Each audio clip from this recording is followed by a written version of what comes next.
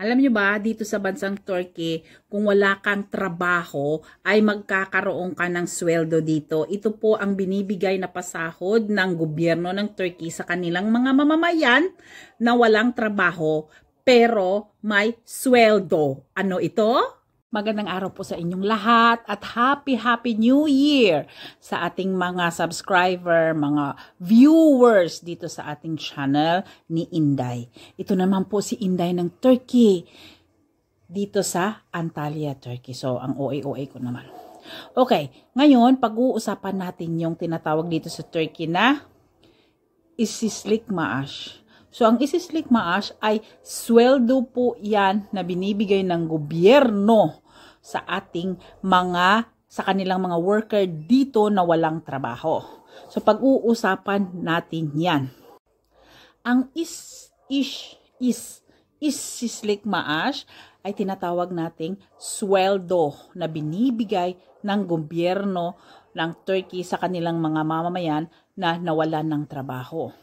So, kung ikaw po ay nagtrabaho dito as working permit, tapos nawalan ka ng trabaho na meron kang residence permit, pwede po kayong mag-apply automatic sa SGK, sa Sağlık Güvenlik Kurumu, na kayo po ay nawalan ng trabaho, tapos in 20 days, maa-approve po yan at mabibigyan kayo ng sweldo within 6 months habang wala pa kayo nakahanap ng trabaho.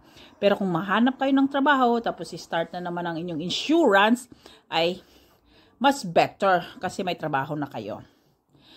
Alam nyo ba dito sa Turkey, ang mga employer dito, ang kanilang mga pasahod sa kanilang mga employee ay minimum wage salary. So, 95% po dyan, minimum wage salary na naka-register sa SGK or SEGAKA na tinatawag na dito sa bansang Turkey.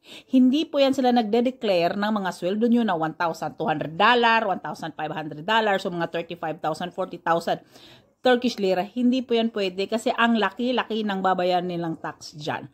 So, minimum wage salary ng mga foreigner ngayon kasi 22,000 plus na ang minimum wage salary ng mga local. So, ang mga foreigner dyan is mga 24,000. So, makikita nyo po yan sa e-devlet ninyo.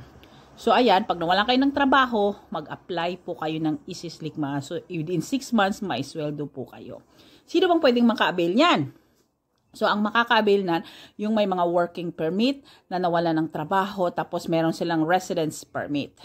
Ayan, sa mga foreigner. Maka-apply kayo ng isislik maash. So, pero kung kayo po ay mga illegal, syempre hindi ka pwede mag-apply niyan sa gobyerno. So, sa mga citizen dito na mawala na kayo ng trabaho, mag-apply po kayo 6 months na sa bakasyon kayo, may sweldo po kayong minimum wage salary dito sa Turkey. So, yan lang po ang masishare ko for today sa ating mga kababayan, dagdag kaalaman sa bansang ito. Happy New Year sa inyong lahat!